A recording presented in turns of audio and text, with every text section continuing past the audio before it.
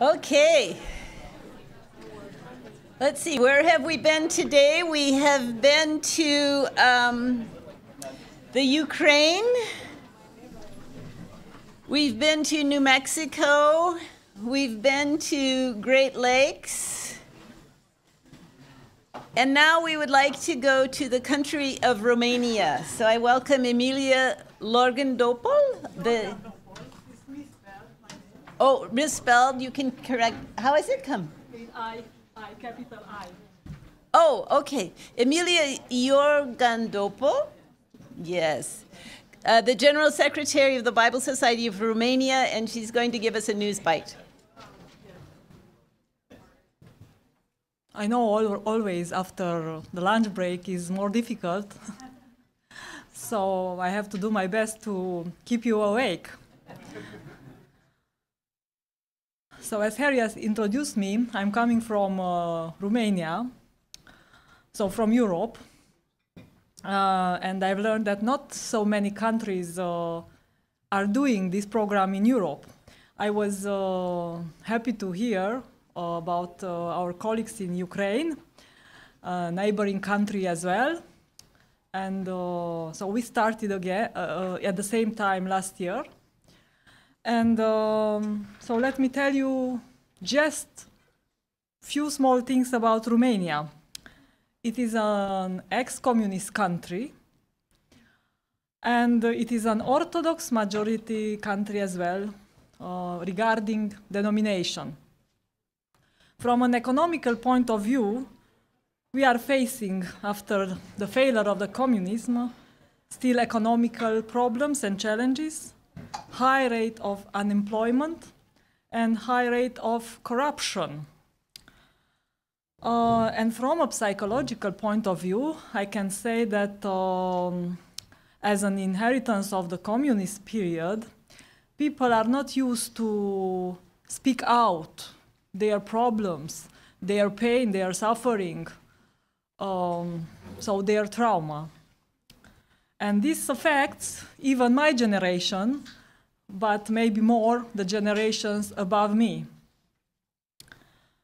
I've heard for the first time about this trauma healing program in 2012 in Kenya, where was a workshop at a United Bible Societies gathering. And at that time, I kept in my mind the name of the program, because I felt somehow it is very interesting and touching. But later on, I went and discovered more about, and I thought, this is exactly what we need, to combine a psychological perspective with a spiritual perspective rooted in the Bible. So this was how we started last year. In February, we had a convening session. In April, we had the first equipping session. And just now, in February, we had our advanced equipping session. In between, as you know, the structure of the program, those who became facilitators, they just led healing groups to see how the program works and fits. And this, I have some photographs from different activities. So in a hospice, we did that with cancer, with patients suffering of cancer. Then with students, we ran the program. With people in churches.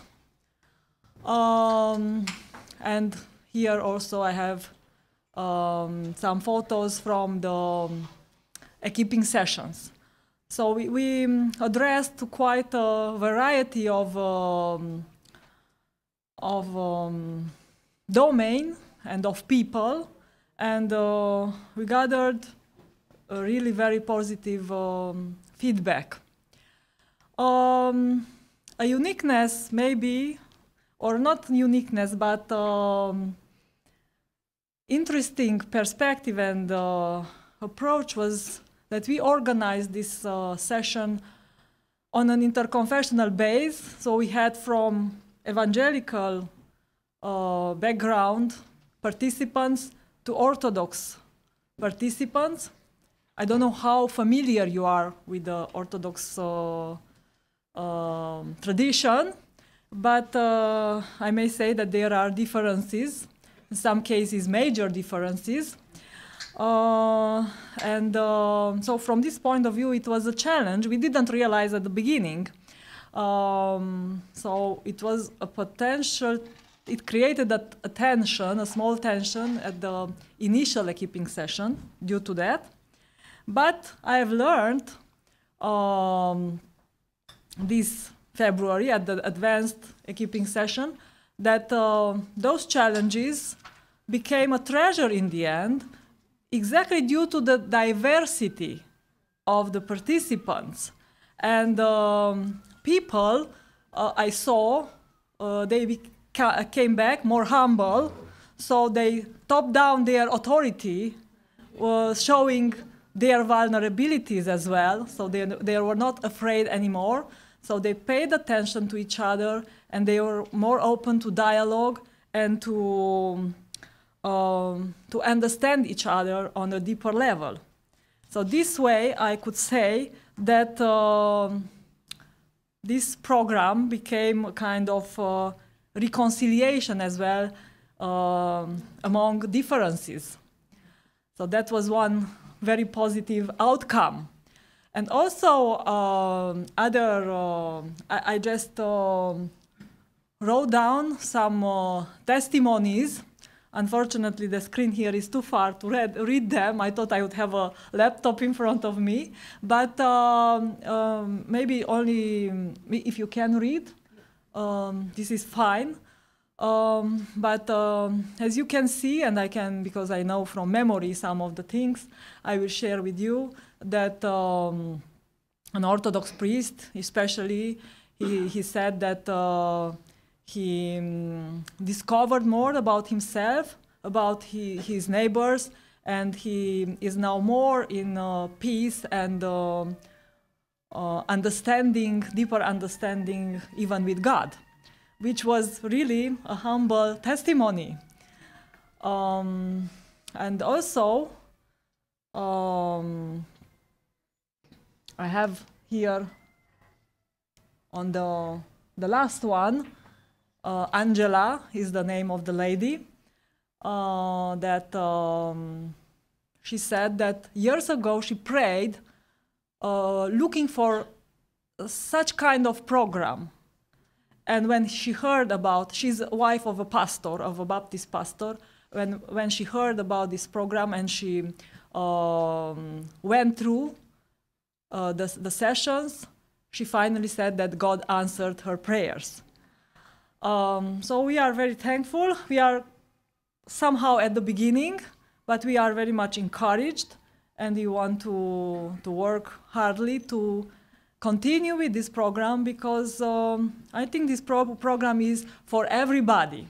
Because sometimes we say that only where are severe traumas related to war or rape or violence, domestic violence, there is very obvious.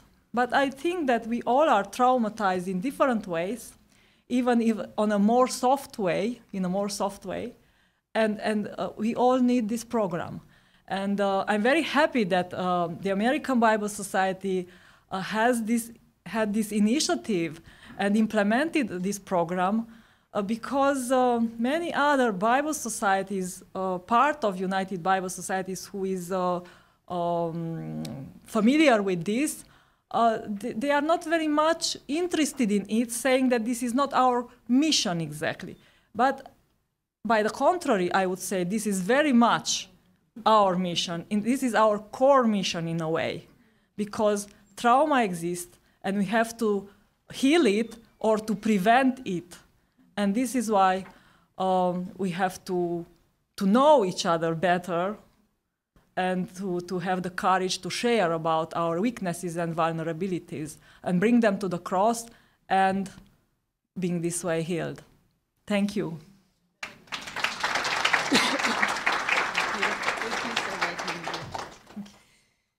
I know Emilia by her maiden name, Badescu. So that's why I had trouble with the. I'd like to ask Peter if you could come up. Tomorrow I will introduce some of the other staff involved that you might see their names in emails. It's always nice to see their faces.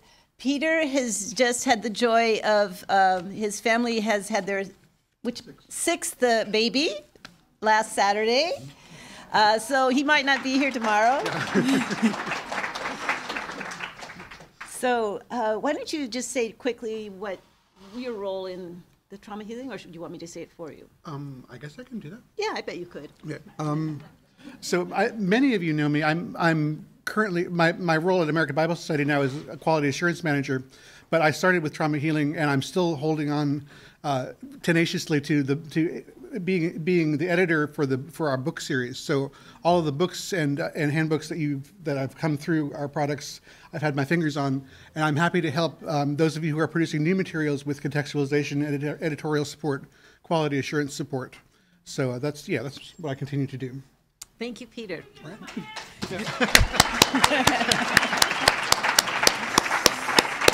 Thank you so much. Good. On our program, we have Lorraine and Bill Faut, who were going to lead the next session, and they were delayed in California with the storm, so they are not able to come. Before we start that, so we'll do something, not to worry, but before we start that session, I just want to say that last night I just couldn't sleep. I was so worried. I laid there for hours because, you know, yesterday I told you about the research project that we've organized. We've got a lot of very important people involved. We had a deadline to get all this data, and we don't really have the data yet, and I was just so worried. Yes. So many data are there from Bangladesh. Bangladesh? Yes, data? so many are there. You're reading Bangla? For me? You read Bangla? Oh my God, come on, lady. Oh, yes. Okay, right. There you are. Data! So thank you.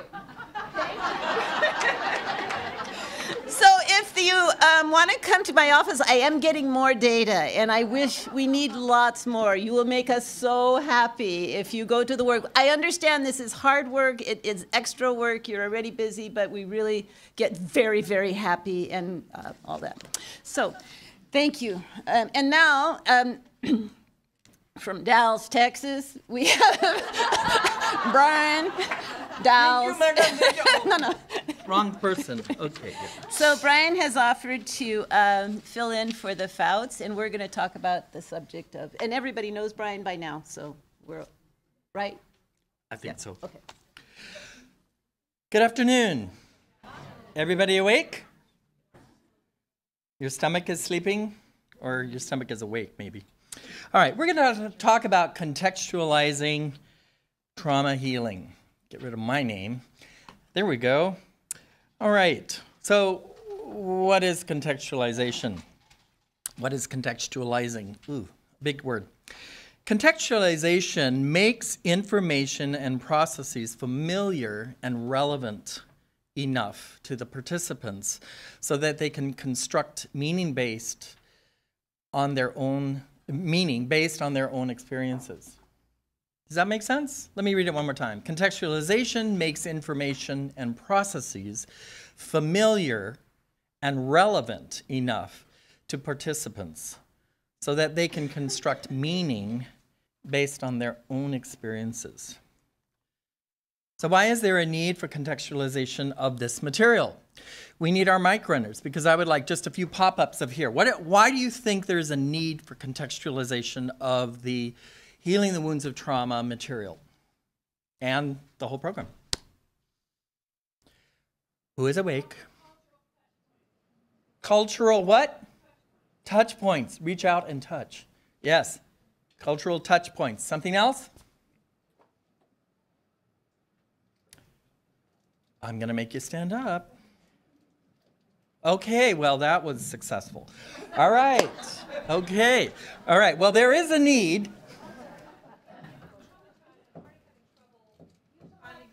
Microphone is there. I mean, the microphone is there.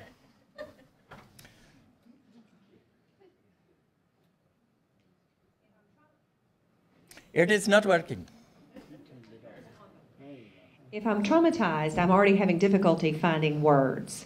And then if the story is something I can't relate to, it's just another, obstacle. Exactly. So if it can be closer to something I can connect to, then I can begin to make connections emotionally and find words. Two more. We have one back here. Someone over here. Right there. She's standing up. We found that in Liberia, the stories were contextualized for Ebola. And as we worked through those stories of Ebola, at the end of every story, I would look at our groups and our leaders would say, "Do you know this story?" And they would all go, "We know this story." And they could identify with exactly where the story was at and where they were at. Good. So we've had some comments on the stories. Is there anything else why there might be a need for contextualization? I'm looking on this side of the room. We have different audiences. We have different audiences. That's right. And what might some of those audiences be? Those differences might be gender, age, religion, educational level, et cetera, et cetera. Yes. Different kinds of trauma that's more prevalent in one area than the other. Okay, good. Well, we'll move on here. Yes? Oh, yes. Now, I think there's a need for contextualization because people in different culture, different language, they have their own way of explaining their emotions. If you miss that point, people will not be able to really articulate what they want to say in terms of their pains and suffering. Right. So some of the processes of how we work through these lessons may also need to be adjusted for ways in which people work through their emotions, and even the way they discuss in groups may be needing some attention. Okay? Good. Right. Now, there are some limitations on contextualization. We would like it to have something to do with trauma. That was a joke. All right. So you are sleeping. I'm going to make you stand up. Okay, what are some of the limits of contextualization? Okay, first of all, we want to protect the integrity of the trauma healing program, the approach, and we want to get input while contextualizing from those who are part of the advisory board, those who have experience doing the. We don't want just any and everything to come into the program, whether it's good or bad. We want to keep it fairly simple. We want it to be reproducible, and there's certain things that we want to make sure are there. So it needs some sort of vetting process. We want to maintain some form of the Bible. This is a Bible-based trauma healing program. Take out the Bible, we take out the power. Key teaching elements of stories need to be present and not confusing. When you recreate a story, recraft a story, you do want to make sure that the issues that are coming out of those stories that are addressing a particular point in the story are there. Otherwise, it can be confusing or sometimes just flat out wrong that what's happening in the story. And we want to make sure that best mental health practices are maintained. So it's not a free-for-all to go out and just change everything because, oh, I'm contextualizing. There are limits. And so we just wanted to raise that. But there's lots of creativity that can happen. What happens in the process of contextualization? I'm sure you can get down to much more detail, but I just want to talk about a few things real quick here. First of all, be a learner. Don't go in assuming that you know how to contextualize this. Learn from the national people. Learn from the local people.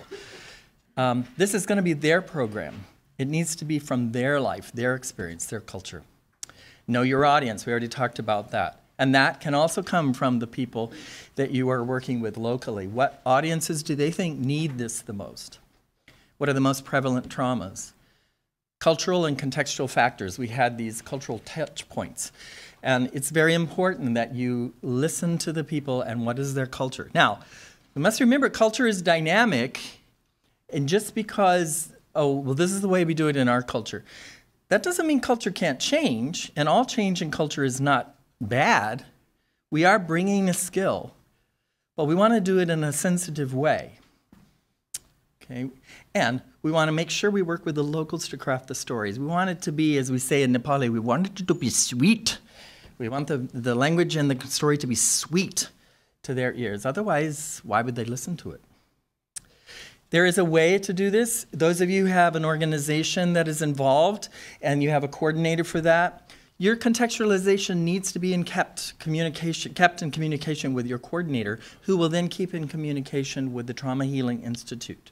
Those of you who are, what do we call it, Lone Rangers, or you don't necessarily have an organization, you can write directly to the Trauma Healing Institute to have this dialogue as you're contextualizing.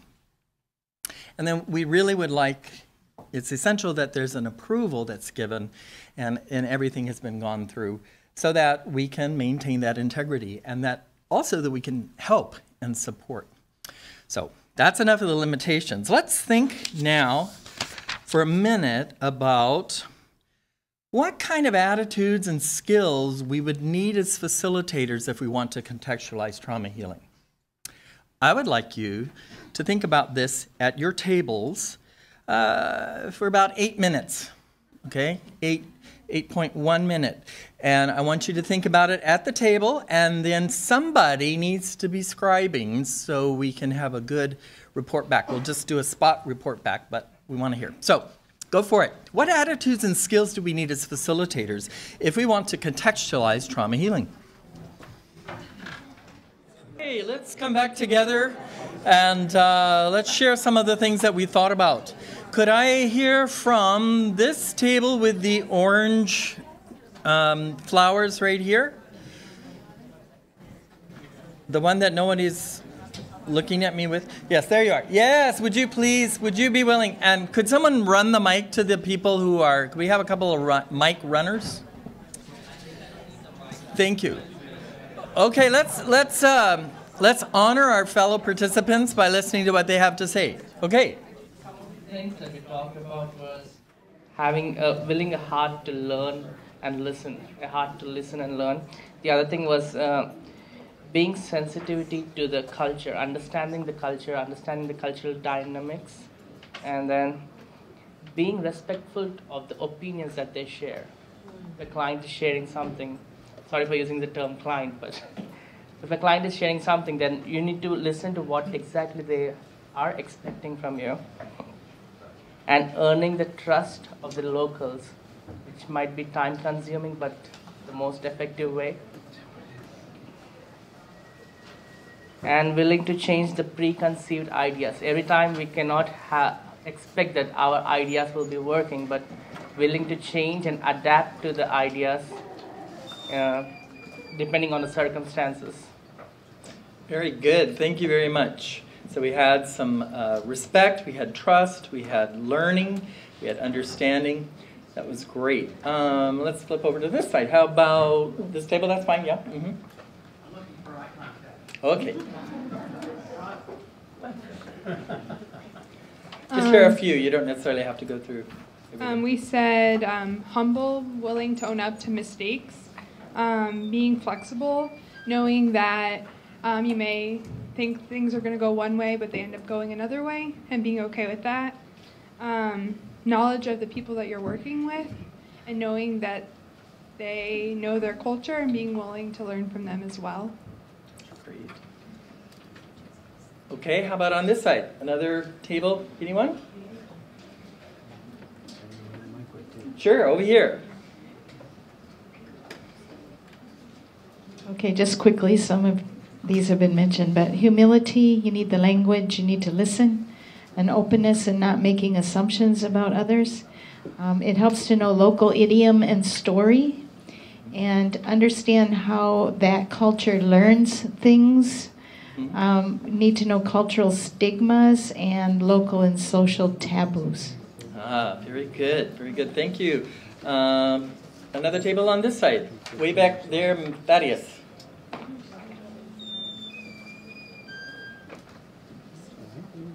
Now, thank you. We looked at the facilitators in 2 levels.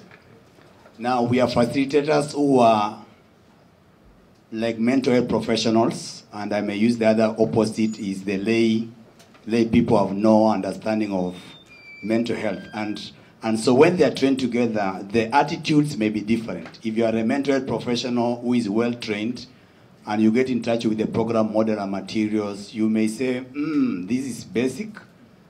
And if you are not a mental professional and you get in touch with these materials, these are the best materials. So the attitude tends to change in terms of what level of exposure do you have in mental health. But in all, you have to have humility, openness, have a teachable spirit, be willing to learn, and also flexibility. Now, when it comes to skills, the same way, in terms of not only if you are mental professionals, we are also looking in terms of when you are saying you are a local who is getting into this program, which seems to be external. What attitude do you develop with it? Is it your program or is it an external program? But all in all, you need people skills. And people skills, whether you are mental health or local, you need people skills because we value relationships. In our African context, we value more of relationships than the results.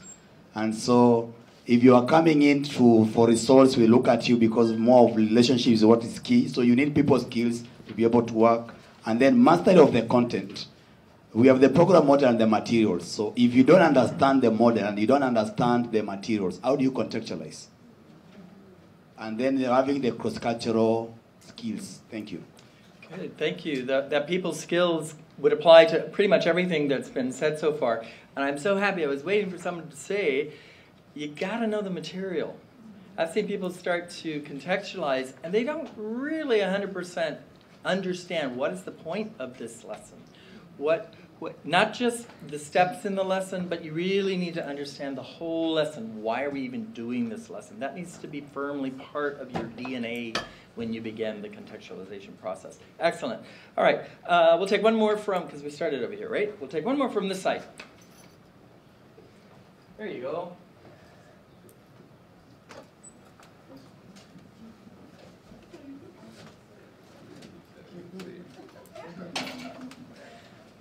Okay, so I have... It's also good. Laughter is good. Yes. I have some very wise people sitting next to me, so I'm going to share with everybody what they've said. There are two things that stuck out to me in our conversation is one, to get close enough to the community, and two, to stay in the conversation long enough. Also knowing the relational structure of the community, so knowing the leadership, knowing how those leaders influence people, getting buy-in. And then we also talked about picking symbols that speak to the community. And we talked a little bit about how people, like was mentioned before, how people talk about emotions differently and process things differently. And then we also said we don't want to create stories that are too small and too local, but to have a story that is applicable locally, but also is universal in some aspects. Wow, that was great. Thank you. I think all of you are going to be great contextualizers. But now let's move on and think about what parts of the Healing the Wounds of Trauma material have you found needed to be contextualized? Now, I'm going to give you about almost 10 minutes now. Think about, whether minute stuff as well as the bigger picture stuff. So any and every kinds of things that you have encountered that need some form of contextualization. You could start with names, but that just gets you going. Any and every part of it that you have found needs to be contextualized. Okay, you can work at your tables, and again, we'll have some feedback. We've got about 10 minutes.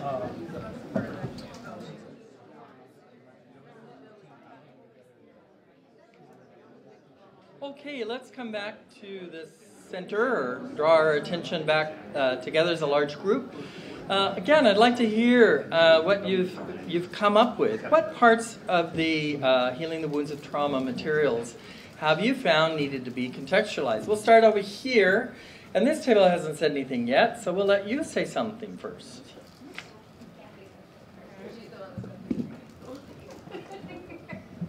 Oh, this won't be new to Bryan, but the things I mentioned were, one, the stories, obviously, and we talked about kind of a little bit of the process of contextualizing the stories. The other thing we talked about was the taking your wounds to the cross, and I just shared with them a couple of the contexts I knew, one for people who are non-readers or oral preference people, and the other for other religions. So, yeah. Good. All right. So when you report back, if you could focus on things that are different from what's already been said. How about somebody over here? This table. Yes. It's on. For us, because we are more arts-oriented, we would like to really see the expressive artistic activities in the book contextualized more for the people with whom we're working. Just using more of their resources, like we've been talking about today, and the ways that they might express themselves, as opposed to just, putting a piece of paper in front of them and having them draw something. And for instance, when Mary Beth sang a story rather than told a story, that was a contextualization, because they don't tell stories, they sing stories. Yeah. One of the things we talked about also, we found that some of the scriptures need to be contextualized, whereas there are scriptures that may be near and dear to us that are in the program, but the other countries may have the scriptures that speak to them. So there's even a looking into the chapters of, is this scripture meaningful to us? Is that going to speak to someone? So we've had to look at some of the scripture things too. Right. Hold that thought. We'll come back to this side. I saw that hand. So who's over here on this one table? You're next. That table. Yeah, we talked about the certificate portion at the end, how in some cultures that's a really huge deal. I know in our kids groups, they're a huge deal where like, oh, we're getting a certificate. Can my mom come? Can I do a talent right before I get my certificate? Like, it's a huge deal. And then I've been with adult groups where it's like, can we just kind of say what this group meant to us? And their certificate would have been not really appropriate. Mail it to me. Yeah. Mail it to me. Perfect, yeah. Very good. All right. Our dear sister who just shared with us, and I can't remember your name. Emilia. Thank you. So we spoke here, and especially I shared because Carol here also was the facilitator in Romania, and she knows about this, that we faced that challenge about bringing the pain to the cross. As I shared earlier, that we had Orthodox participants, and they wanted to benefit a lot from the program, and in order to honor them and to pay attention to them, yes, this is somehow in contradiction to the Orthodox tradition, where confession is a very strong and powerful sacrament. And for the moment, what we found useful to write in the book, so we contextualized a bit. We wrote that for this lesson, according to the confession, they may bring a priest for guidelines, priest or pastor for guidelines for this session. Also, another lesson which we found a bit problematic was the suicide lesson. For the same reasons, I will not enter into details, but for example, also in an Orthodox tradition, they do not provide funeral service for those who committed suicide. Only in case of some exceptions. But for this is why we didn't enter in a theological debate, and we kept it more on the side of the trauma, and from the therapeutic point of view. But as I'm saying, in different contexts, and I raised especially these two lessons. Thank you very your much. attention. That was one thing that hadn't come up yet specifically, and she brought it up. The church is important. You need to really be working with the church. And the church needs to be comfortable with the kinds of things that you're doing in your sessions. Otherwise, you could really end up with some problems. You want them to be supportive. You want buy-in. You don't want them to be an opponent of what you're doing. So good. On this side, do you have something else? Yes.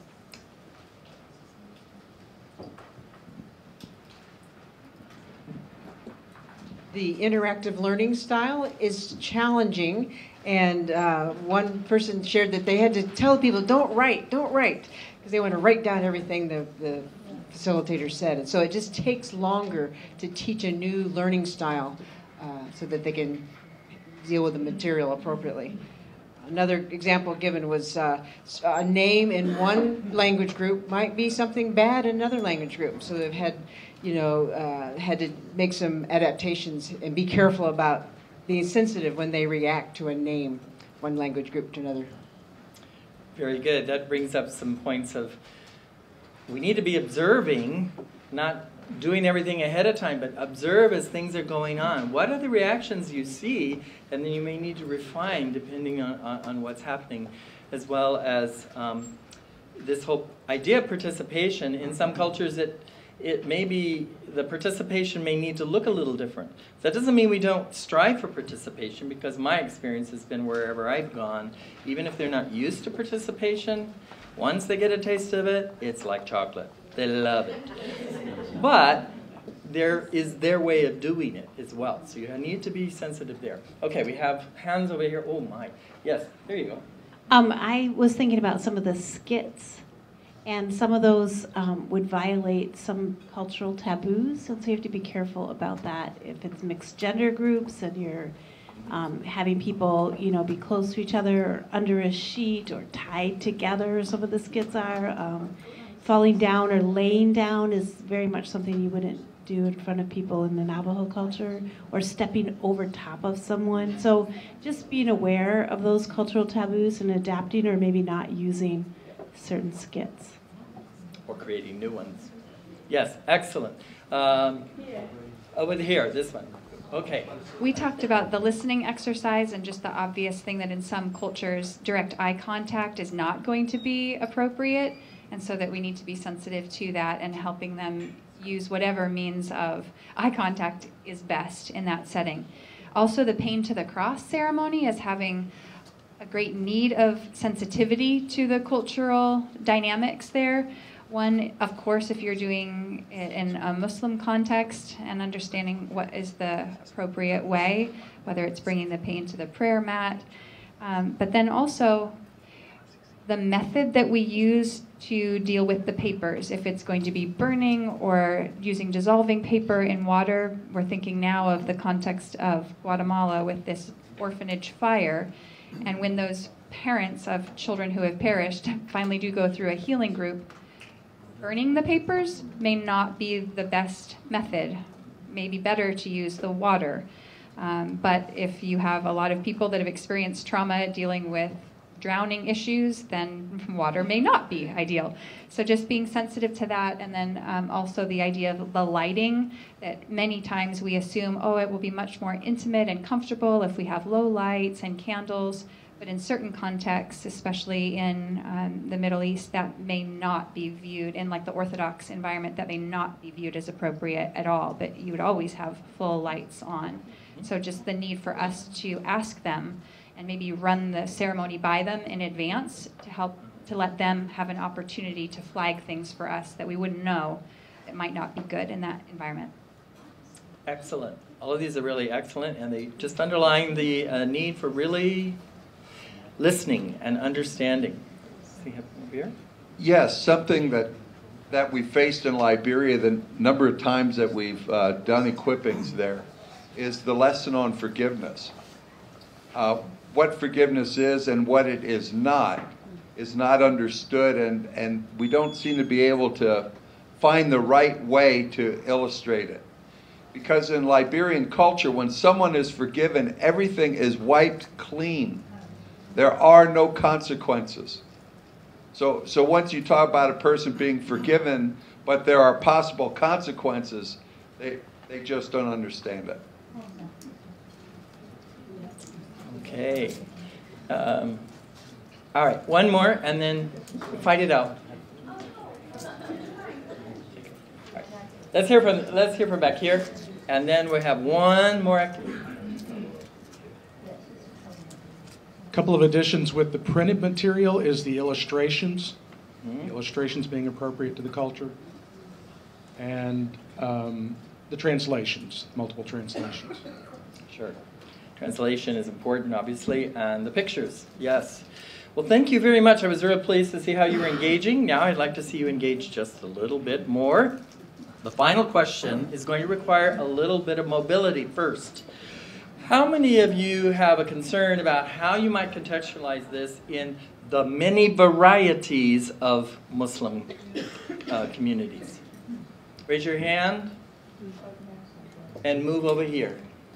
Okay, y'all try to find a table or two where you can get together and deal more specifically with, and remember, there's more than one Muslim variety, okay? So talk about those things in this next bit. And how about other religions? We'll go just with other religions. If you are interested in how to do it with other religions, or should we say anyone who is not of the Christian faith, come over here to this top table up here and others. And if otherwise, we'll kind of just let, is there any other major topic of contextualization you can think of? Okay, but we'll deal with those at this point. So of non-Christian faith over here, except if it's some variety of Islam, you're over here, and then the rest of you can stay where you are. You have a piece of paper now at your table. This time, I would like you to record it somehow. You have a marker of some sort. And I'd like you to think about, okay, so we have tried to contextualize this. What was the problem? What did you try? And then you tried that, and then you tried that, and then you tried that, and finally, what worked? What worked? Non-believers, non-Christians over here. Okay, a group of Orthodox, they said, how about we join back there? Orthodox people. And then people who just, they don't really want to have anything to do with the Bible. For whatever reason. They're Buddhists, they're Hindu, they're non-believers, they're atheists, whatever. And then Muslims over here. Okay? Go for it. You have about 10 minutes.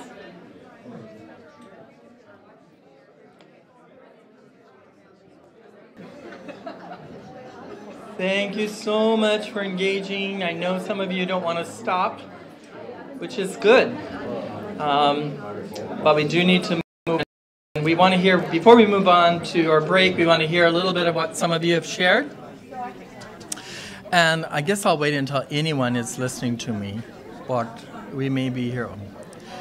Feel it listening to me only. Let's come now, please. It's time. Time for me. It is my time only. Okay.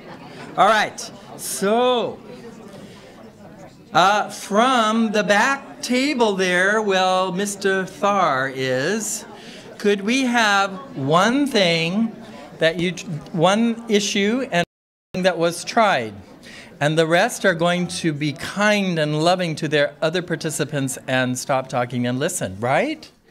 Right. Okay.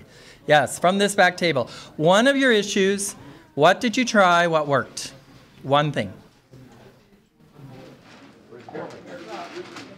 Oh, I can read that. Okay. Okay. So I think in one of the stories, you have to try to, I think it's in the raising of Lazarus, try to avoid the term Son of God, because that's very polemic in the Muslim context. So did you just take it out, or what? What do we do? Yeah, just tell the story and say Jesus. Jesus. Okay. Okay. During the bringing your pain and suffering to the cross, there was a prayer mat offered to pray on that instead of bringing your thing to the cross. So okay, good. I offered remember an I said alternative. one thing, one item. Let's come over here. One item there, the large yellow flower table here. I was just checking to see if you followed instructions, which, you know. One thing. So we talked about acknowledging people's postures and attitudes towards the Bible, especially during lesson 1, and just allowing them and prepping it with that they don't have to agree in order to avoid some of the hostile reactions at times. Right, so we're not apologizing for using the scriptures, but we're not insisting that you must believe this. We're simply presenting and making sure that that's clear. Wonderful, that's a good thing. Okay, on this side, we'll go to this, Sandy. We'll go. If we have time, we'll come back to people, but if you could just share one thing at this point. In a Muslim context, the lessons on rape and domestic abuse can be very volatile. It said following the book does not work, and you should ask, how does your culture deal with rape and domestic violence? So start out with asking those questions and find out ahead of time what kind of approach you should take. Excellent. Yes, those are two very difficult lessons in the Muslim context as well as some others. Yes? One of the things we discussed at our group is also with taking your pain to the cross is if they're not in a writing culture, how do you have them write out their pain? And so what a couple of groups have done is they've had them use symbols, go collect symbols to represent that, and then they bring that symbol. So it's been very helpful. Very good. Over here, this table right here. All right. None of us on this table have worked with the program yet, right? None of us. So this is what we came in. The first section we talk about. No, we didn't make it out. Well, will you try? What will be the problem? Fair. We have what will work? We have worked with people of Muslim faith. But anyway, what did we try in our work with people who are Muslim, and what are the problems? And the second part is what did we try that actually worked. So the problem part of it is contextualize or overly contextualize to the extent that Jesus is less than God, or just as like equal to the prophet. That seems to be problematic. At least we agree that. Or use the cross in an insensitive way, ignoring the fact that cross to a lot of these people can be a trigger or reminder of conflicts or strife. Good. That you've given me two. Great. How about one from over here? None on this side. Okay, one from who hasn't shared yet? Okay, well, we'll come back over here to this table, the far table here.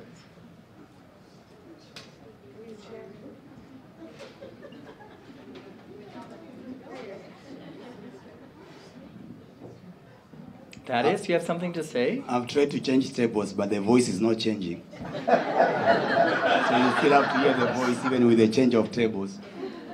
Now, there are two things. One is using the word Muslim adaptation of the healing the wounds of trauma than contextualization, because you are adapting the materials to use with the Muslim community, but you are not trying to contextualize the material with the Muslim community because they have a different faith.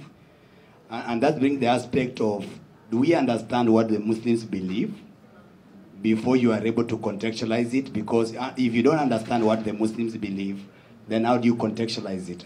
And so you as a facilitator needs to have an understanding of what the Muslims believe in terms of certain lessons you are covering. For instance, if you are for the children program, in the Islamic faith, they have no understanding of the fatherhood of God. And so when you're trying to tell them if God loves you, what's your relationship with Heavenly Father, Muslims do not understand the fatherhood of God. And so as a facilitator, you may try to bring those materials across, but it's a wall. And the other thing they don't understand is the aspect of saying the supremacy of Jesus Christ. How supreme is it? Is it in terms of prophethood, or is it in terms of healing? Because the issue why we are taking the pain to the cross is not taking your pain, but it's a divine exchange. You're also drawing healing. And so if you're only taking the pain and you don't draw healing, so you remain the same way. So there's a divine exchange which is supposed to take place in that process. You take your pain to the cross, but you draw healing from Jesus Christ. So Jesus is not only a prophet, but he's the healer. And that's the key thing which you try to avoid, that we are not only giving them a process of bringing their pain to the cross, but you're giving them the opportunity to draw healing from Jesus so that they can be healed from the wounds of trauma. Amen.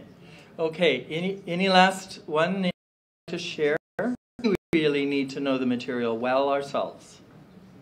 2, we need to listen, come as learners, humble. We need to work with others. We need to work with the church. And then the rest of these are much more specific. We'll try to post these somewhere so that everyone can look at it, and we'd like to thank you very much for engaging. Yeah, thank you, Bryan. I think you can stay where you are right now. If you just stay where you are, we'll just have a couple. I just want to make a few comments before we go for our afternoon break.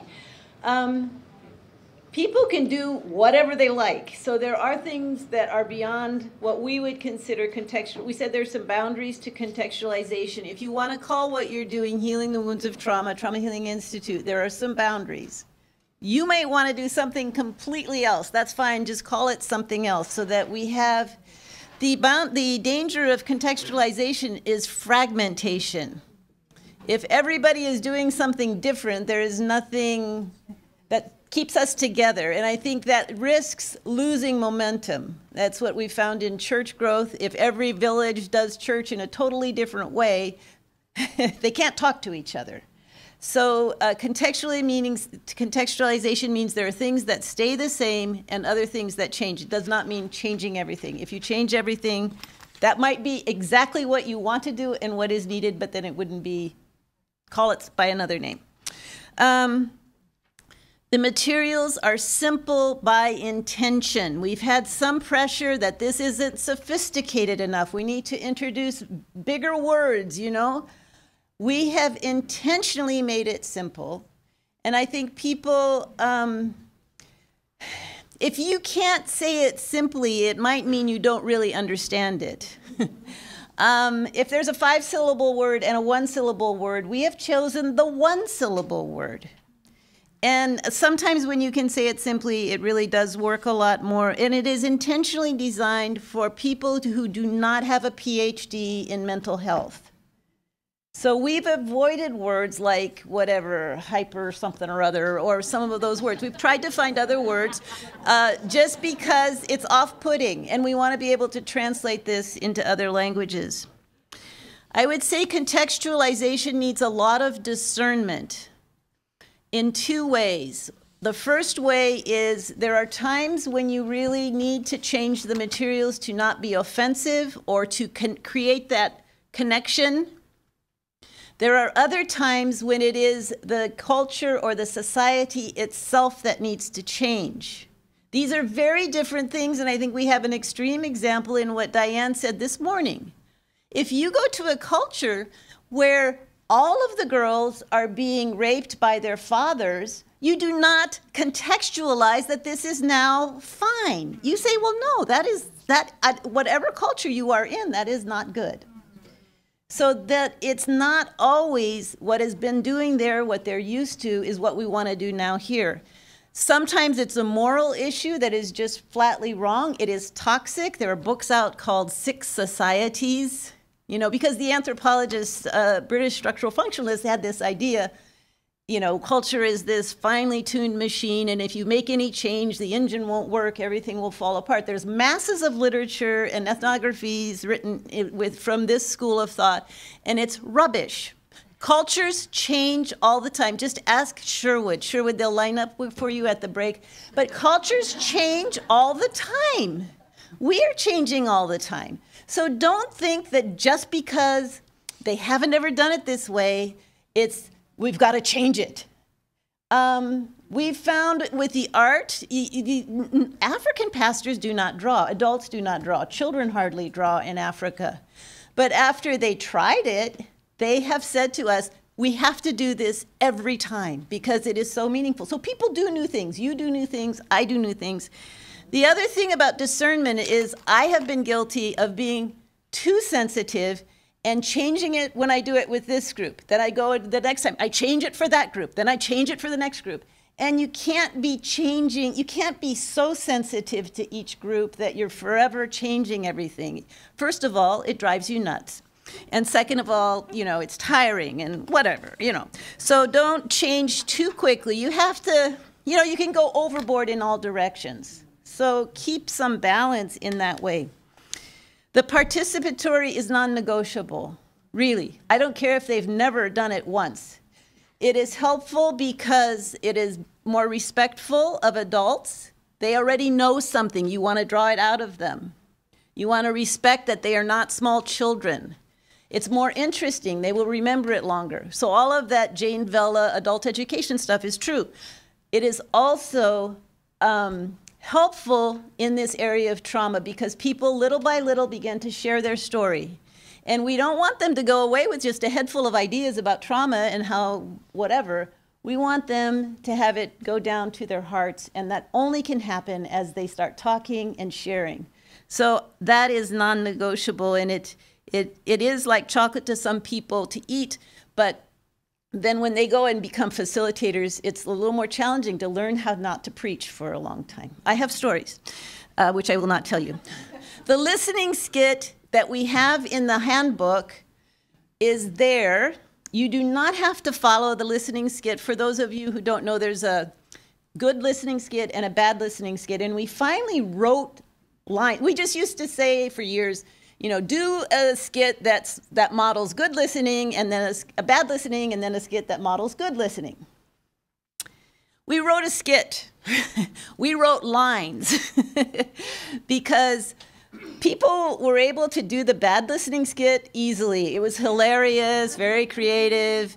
And then they would do the good listening skit, but it was actually bad listening. So if you're going to change the skits, you need to see them done before they do it before the group. And it's hard to find time to do that, but once they do it in front of the group, then that group goes away thinking this is how we do this. And it's very hard to dislodge that. So yeah, test what you do, see if it works. It might work with one group, but you need, it's like this Bible translation stuff. You have to test your translation with a lot of groups to see if it's really working. If it just works with one group, but the third, second, fourth group doesn't work much, then you still haven't, you're not there. So it takes a lot of patience. I would say there are levels of contextualization.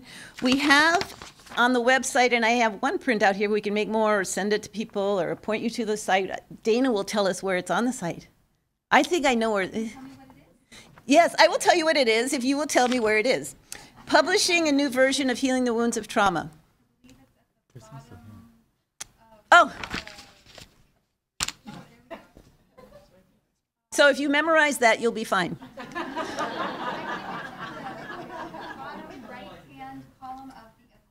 Yeah, I think you're right. I think it's on the equipping page. So levels, please change the names.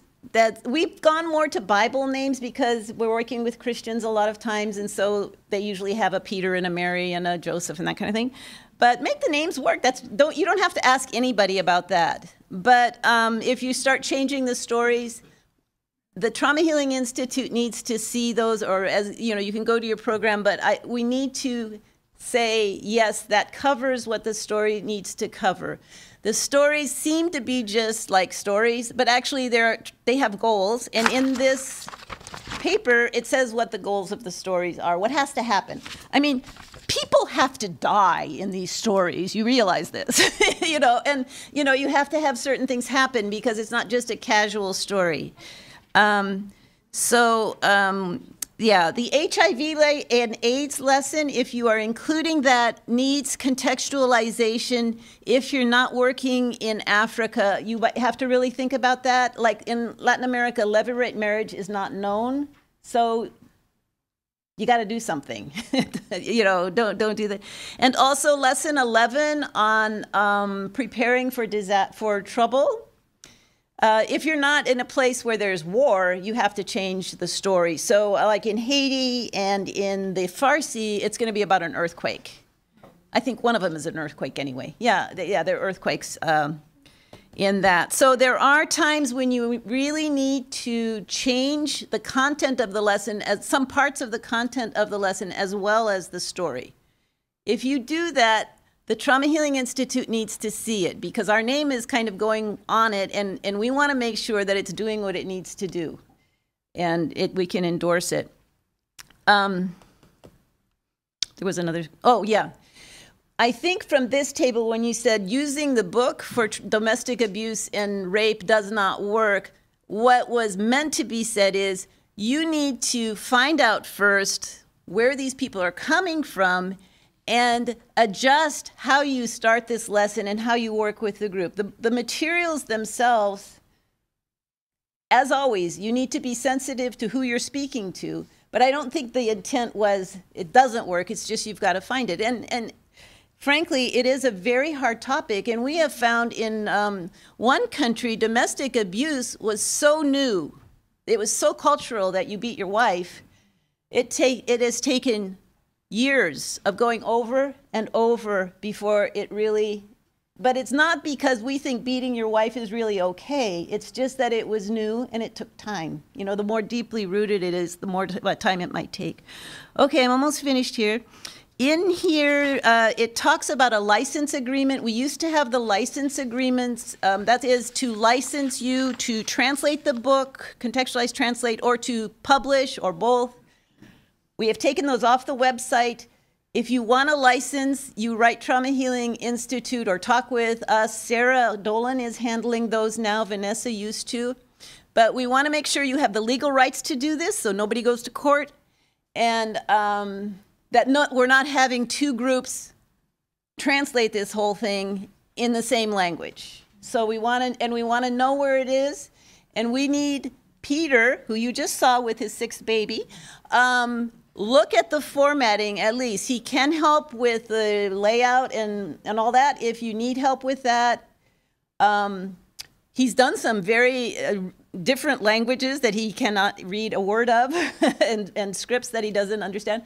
But he also, even if you lay it out, he needs to see that, the formatting, and make sure that certain elements are there so that we can, we also want to assure the quality of the publication, that these things are published in a reasonably respectable way. Okay, so that's in this document as well.